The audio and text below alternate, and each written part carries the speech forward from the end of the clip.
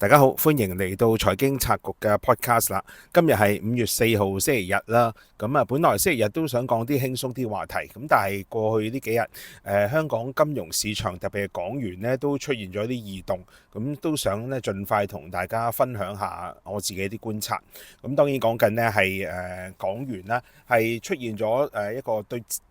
升到強方兌換保證嘅水平啦，講緊咧係喺星期五嘅紐約交易時段啦，係港元係升到7.75對1美元，金管局咧係近5年嚟咧首次要出手接錢啦，向市場咧係大額注資咗465億，呢個咧其實都係一個相當之重大嘅規模，因為400幾億嘅規模呢，其實已經係等同呢而家銀行體系結餘嗰個數值啦。變咗呢，去到5月7號翻嚟開市之後呢，銀行體系結餘呢會升到去913億，會係2023年以嚟呢係香港銀行體系結餘呢再次升到近1000億個水平。所以今次呢好明顯真係有資金流入啦。所以無論喺嗰個港元匯價係升到強方兌換保證啦，以至係我哋嘅銀行體系結餘啦，係出現金管局需要接錢400幾億，呢個呢的確反映啦，我哋係有外邊嘅資金呢係真係流入香港啦。呢個就唔係單單過去嗰幾年呢官員用呢個香港銀行存款呢去做一個印證，而係由銀行體系結餘以至係港元匯價呢，我哋都反映到呢係的確有資金呢係流入香港啦。呢個呢，我相信真係一個幾好嘅兆頭啦。都反映緊呢，即係香港嗰個經濟狀況可能有改善，亦都投資市場相關嘅活動呢，亦都有所增加。金管局呢，自己都形容啦，今次有資金流入呢，其實相信呢都係同股票相關嘅投資活動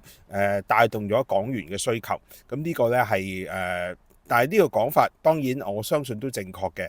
但係特別要 highlight 一個股票投資相關嘅港元投資活動呢，就比較少見一啲。譬如過去嗰幾個年度2015、2020，我哋都有大額嘅資金流入，但係當時金管局呢，只不過係將股票投資嘅活動呢係歸類為其中一個因素，但係今次呢，就正正突顯咗呢，金管局呢係講緊呢個港股係有相關嘅投資活動增加，係咪要咁樣唱好香港股市呢？大家自己去評估啦。講翻少少港元聯繫匯呢個運作啦。當然我哋港元匯價呢，而家係介乎一個7.75到7.85對1美元呢個水平啦。係喺所謂一個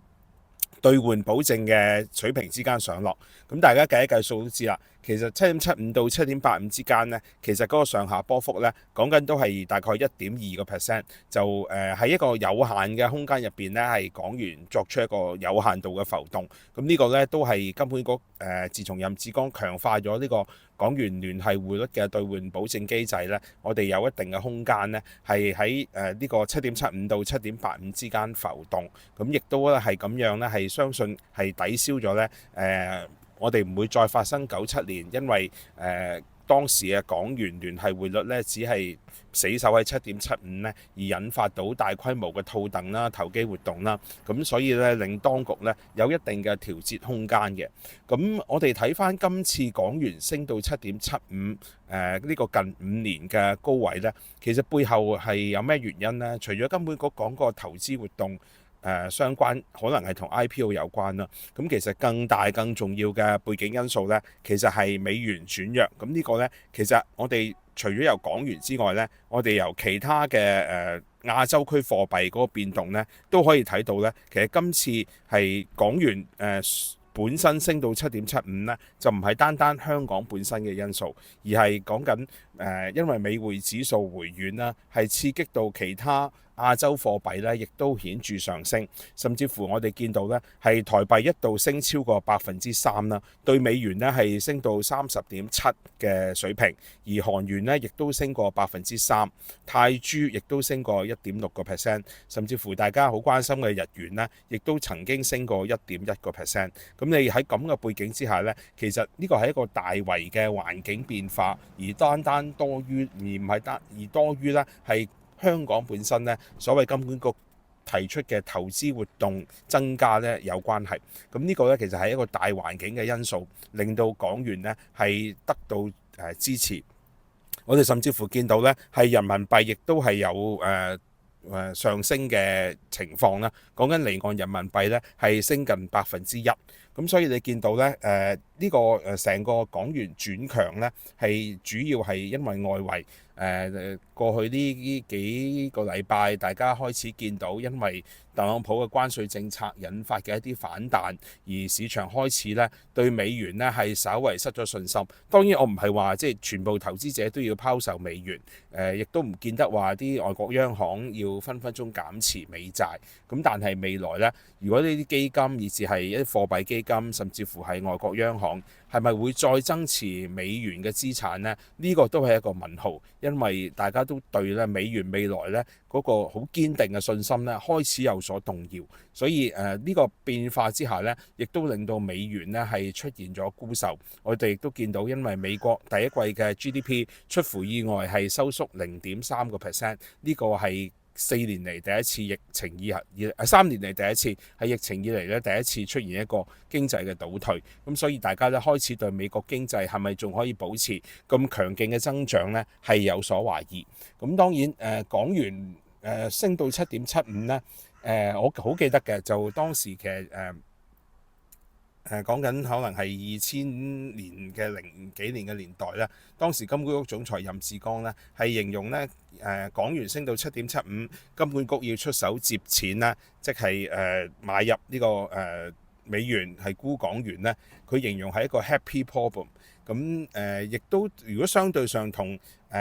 港元跌到7.85，金管局要沽手上嘅美元買港元呢，的確而家對金管局嚟講呢，呢個運作呢係相對簡單輕鬆好多，因為你資金流入嚟，我只不過喺嗰個貨幣發行局之下，我係買入你流入嘅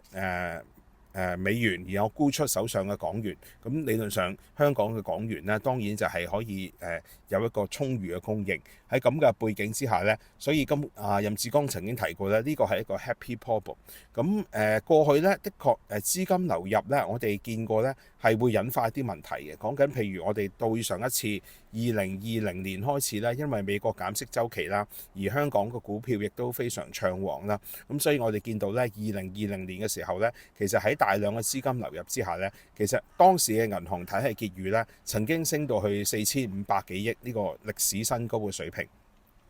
咁當時嚟講呢，接咗咁多嘅外來嘅資金呢，無論係股市啦，股市當時我哋推高咗恆指咧，去到3萬點，創咗歷史新高。同一時間呢，我哋嘅樓市亦都因為有大量嘅資金流入呢，中原城市領先指數喺2021-22年呢先至見頂嘅。咁所以當時咧，其實喺大量資金流入下呢，我哋係的確出現咗一個資產泡沫嘅狀況。咁而之後幾年，因為香港嘅政經環境變化啦，以至係投資者可能因為已經一面倒睇好美元資產嘅表現，所以呢係之後由2020年開始呢，我哋見到係資金不斷流出香港，我哋嘅銀行體系結餘由頭先講歷史高峰嘅4500幾億，係逐步跌到呢係450幾億呢個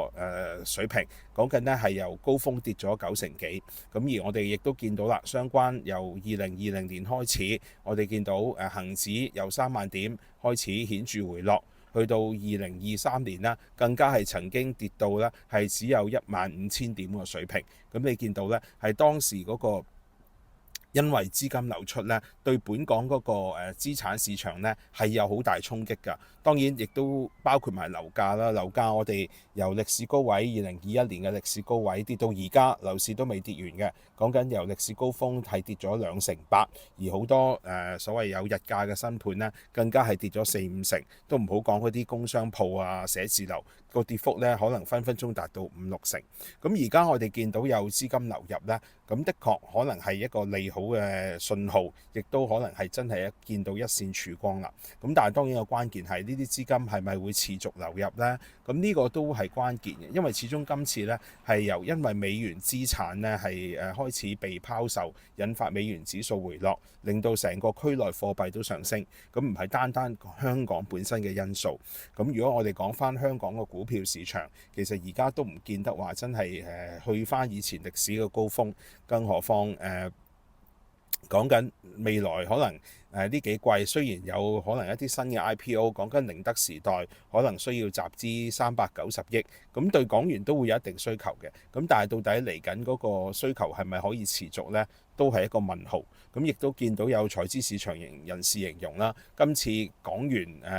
上升個趨勢咧，可能並唔會好似得2020年咁咧，可以係持續咁耐，甚至乎嗰陣時講緊流入咗3000億嘅資金流入香港。咁今次咧可能只係一個短暫嘅狀況，亦都有部分原因呢係同5、6月有啲香港嘅企業需要提早派息，咁亦都可能要提早預備一啲資金，避免喺6月半年結嘅時候呢係因為港元需求強而引發到一個拆息上升，咁所以亦都係一個提早嘅部署。喺咁嘅背景之下呢，似乎我哋要好似再憧憬呢出現翻2020年咁多嘅資金流入，引發一啲資產市場嘅上升呢，暫時呢亦都未係去到嗰個狀態。咁當然，如果真係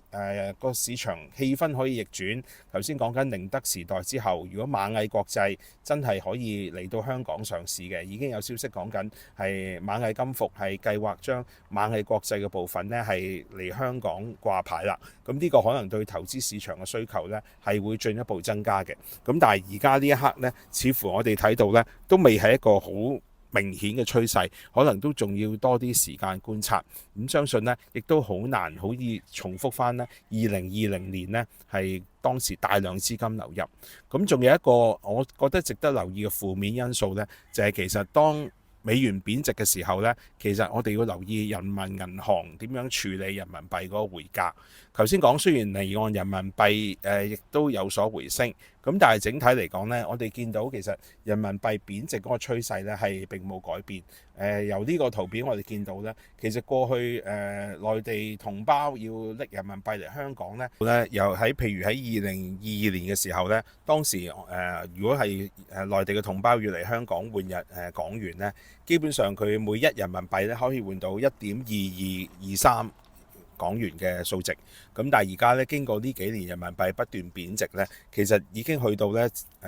每一個人民幣咧只可以換到1.06港元，幾乎咧已經係去到一個平算嘅水平啦。咁如果人行見到美元貶值而再啟動呢個人民幣匯價再度下跌，再次貶值咧，其實真係好大機會咧，港元對人民幣咧係會升到1對1個水平。咁呢個咁樣嘅背景之下呢，其實要憧憬內地同胞嚟香港消費，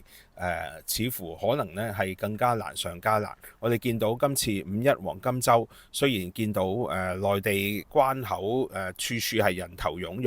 湧，每過去嗰幾日黃金週每日都有20幾萬嘅內地同胞嚟香港，比舊年係增加咗3-4成。咁但係由網上社交媒體見到呢，其實好多內地同胞嚟香港呢，都唔係話要用一個消費旅遊嘅形式，可能係體驗旅遊呢係居多。咁亦都見到呢，佢哋嘅使費呢，相對係慳錢好多，唔會話住啲貴價酒店，甚至有啲人寧願去譬如萬宜水庫呢啲咁靚嘅黃金嘅旅遊景點呢，係露營。咁我覺得其實都係一個即係明智嘅選擇啊！去呢啲咁靚嘅地方露營，都係體驗香港郊野景色呢一個好嘅即係變化嚟嘅。咁但係對零售商、食肆、